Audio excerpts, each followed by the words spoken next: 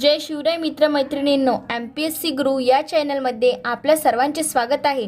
आज आपण पाहणार आहोत टॉप जी के क्वेश्चन जे SSC GD कॉन्स्टेबल भरती आणि SSC MTSला येणारे आहेत. ते मी महत्त्वपूर्ण क्वेश्चन टॉप जी केचे काढलेले आहेत. ते तुम्ही व्हिडिओ स्किप करू नका, पूर्ण पहा. पहिला प्रश्न आहे, फतुहत ए फिरोजशाही किसकी रचना है? तो ए फिरोजशाह तुगलक की रचना है.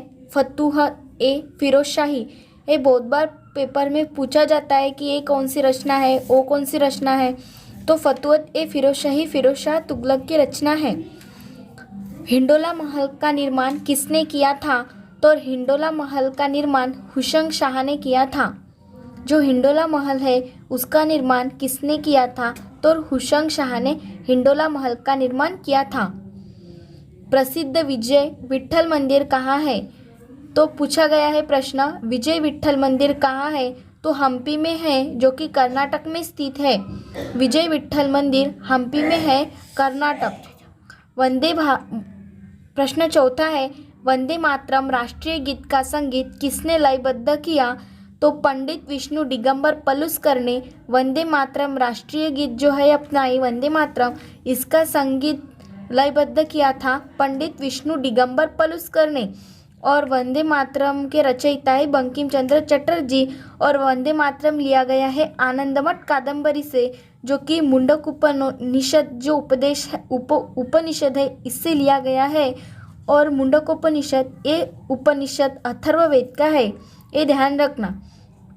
राष्ट्रीय विकास परिषद का अध्यक्ष कौन होता है? तो राष्ट्रीय विकास परिषद का अध्यक्ष ये पंतप्रधान होता है. जो राष्ट्रीय विकास परिषद रहती है उसका अध्यक्ष पंतप्रधान रहता है. बाबर की तुर्की भाषा में लिखी आत्मकथा का नाम है तुजुक ए बाबरी. तुजुक ए बाबरी जो है वो बाबर की तुर्की भाषा में लिखी आत्मकथा है. और बाबर जो है इसकी कब्र कहाँ है पूछा जाए तो बाबर की कब्र काबुल में है, जो कि अफगानिस्तान की राजधानी है. और बाबर की आत्मकथा है बाबरनामा जो है वो बाबर की आत्मकथा है, जो कि बाबर ने लिखी हुई है.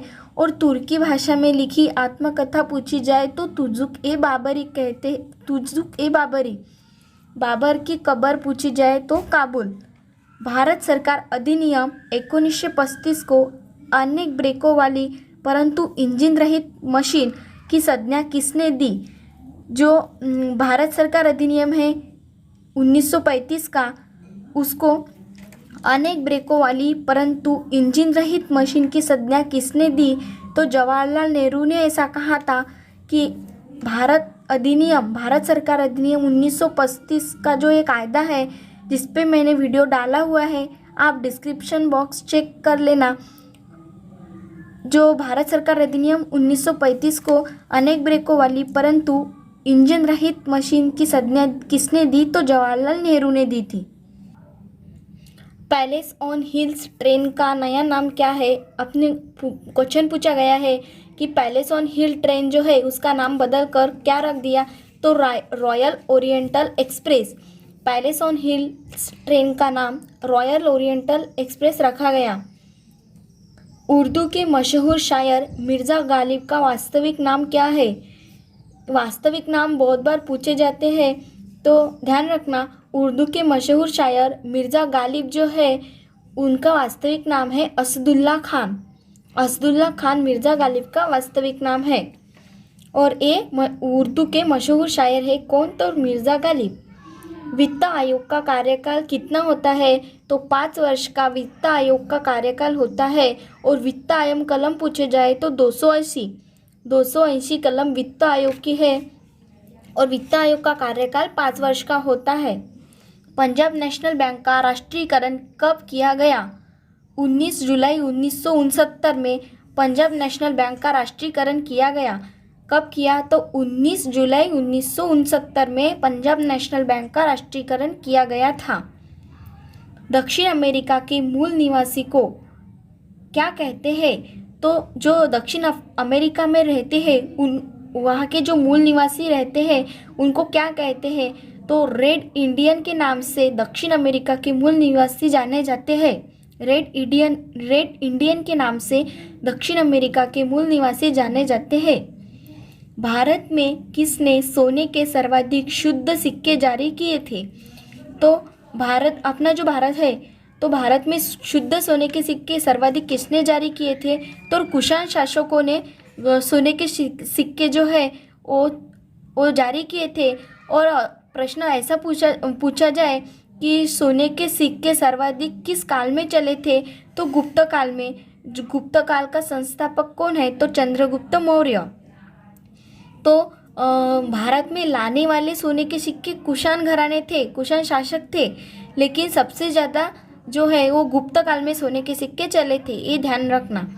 श्रीमद् भगवद गीता में किस देवता का वर्णन, यहाँ देव लिखा है लेकिन यहाँ देवता होना चाहिए था।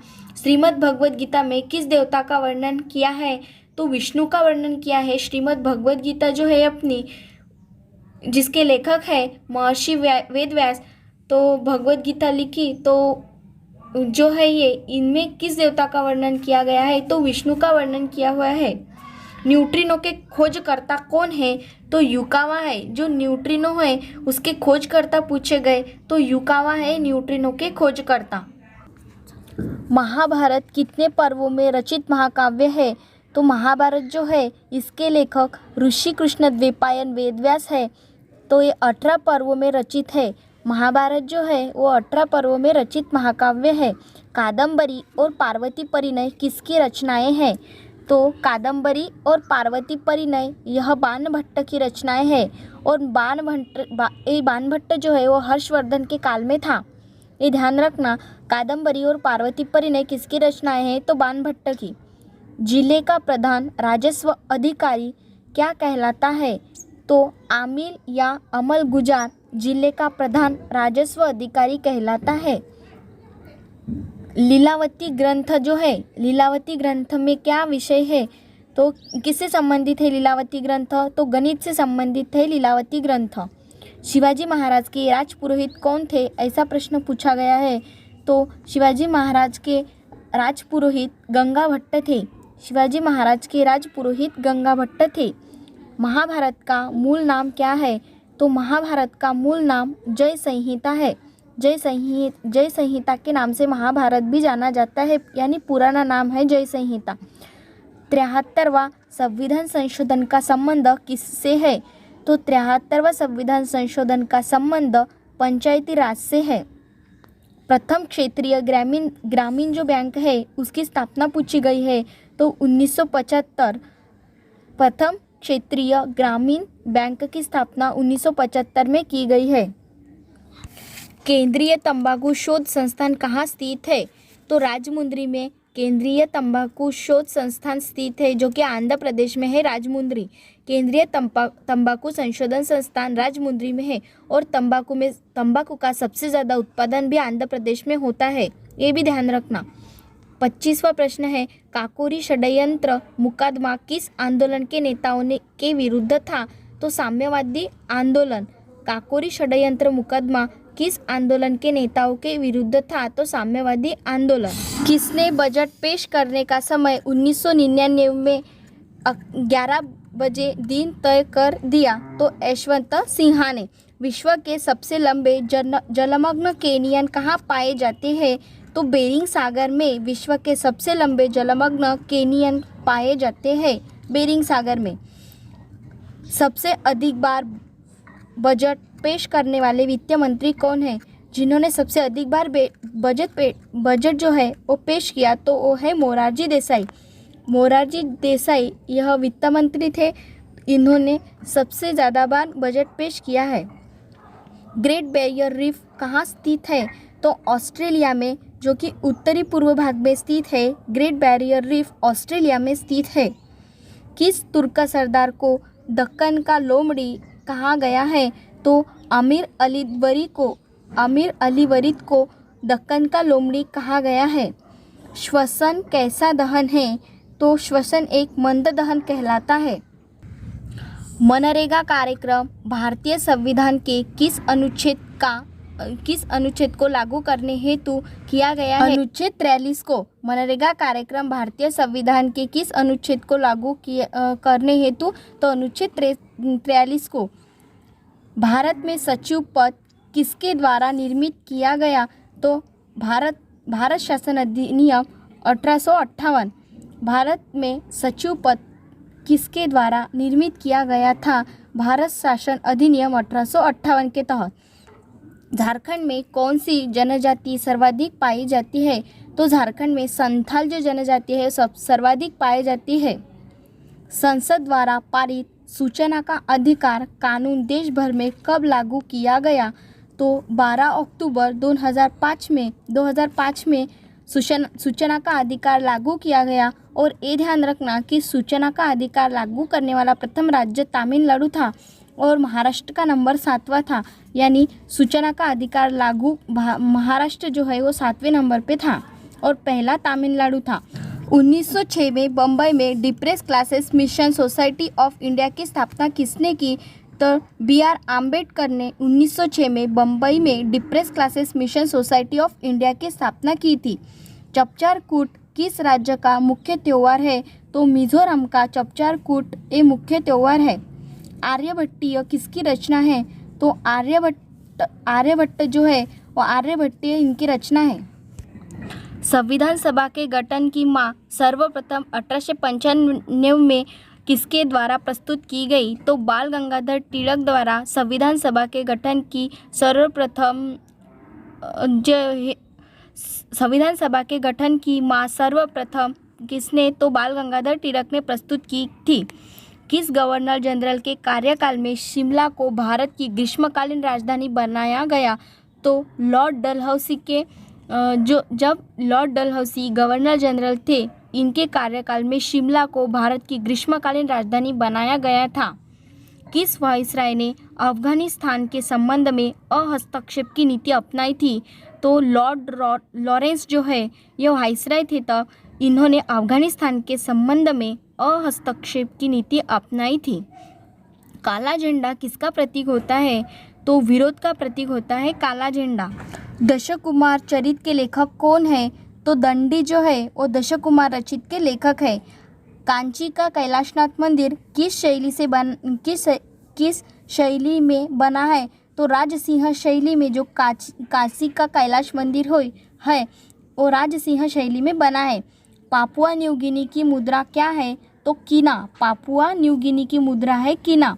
भारत की पहली महिला अंपायर कौन थी? तो अंजलि रॉय जो है वो भारत की पहली महिला अंपायर थी, अंजलि रॉय। केंद्रीय नमक अनुसंधान संस्था कहाँ स्थित है? तो केंद्रीय नमक अनुसंधान संस्थान जो है वो भावनगर में स्थित है। वो भावनगर जो है गुजरात में आता है। तो भावनगर में केंद्रीय नमक अनुसंधान संस्थान है, भावनगर। भारत में तुर्की राज्य का वास्तविक संस्थापक किसे कहा गया है? तो कुतुबुद्दीन ऐबक को भारत में तुर्की राज्य का वास्तविक संस्थापक कहा गया है, कुतुबुद्दीन ऐबक को। और कुतुबुद्दीन ऐबक ने राजधानी लाहौर जो लाहौर है वो पहली राजधानी कुतुबुद्दीन ऐबक ने लाहौर बनाई थी। और कुतुबुद्दीन ऐबक की मृत्यु पोलो खेलते समय हुई थी और पोलो को हिंदी में चौगान कहते हैं, ये भी ध्यान रखना। बहुत बार पेपर में पूछा जाता है कि चौगान खेलते समय किसकी मृत्यु हुई थी? तो कुतुबुद्दीन ऐबक की मृत्यु हुई थी पोलो या चौगान खेलते समय। ऊन अनुसंधान संस्थान कहाँ स्थित है? तो ठाणे में ऊन अनुसंधान संस्थान स्थित है, ठाणे में। किस ब्रिटिश प्रधानमंत्री ने महात्मा गांधी को अर्धनग्न फकीर कहा था? भारत का अर्धनग्न फकीर जो है वो महात्मा गांधी जी को कहते हैं, ऐसा किसने कहा था? तो ब्रिटिश पंतप्रधान विंस्टन चर्चिल ने कहा था महात्मा गांधी को अर्धनग्न भारतीय फकीर। गांधी आयरविन एक्ट के समय कौन भारत के वायसरॉय थे? तो लॉर्ड आयरविन जो थे वो गांधी आयरविन करार के एक्ट जो था पारित हुआ 1931 में। 5 मार्च 1931 तारीख है गांधी आयरविन करार की। इस समय वायसराय लॉर्ड आयरविन थे। बिड़ला भवन जहां गांधी जी को गोली मारी गई थी उसका वर्तमान नाम क्या है? तो गांधी सदन। जो बिड़ला भवन है वो दिल्ली में आता है। यहाँ नथुराम गोडसे ने महात्मा गांधी जी को गोली मारी थी। तो अब इसका नाम गांधी सदन हुआ है। ये भी ध्यान रखना कि बिड़ला भवन में गांधी जी को गोली लगी थी। C.F. एंड्रयूज को दीनबंधु उपाधि किसने दी थी? जो C.F. एंड्रयूज है वो दीनबंधु के नाम से जाने जाते हैं और ये C.F. एंड्रयूज को दीनबंधु जो उपाधि है वो महात्मा गांधी जी ने दी थी। महात्मा गांधी जी ने दी थी। अगर ये वीडियो पसंद आए तो वीडियो को लाइक करें और शेयर करें। धन्यवाद।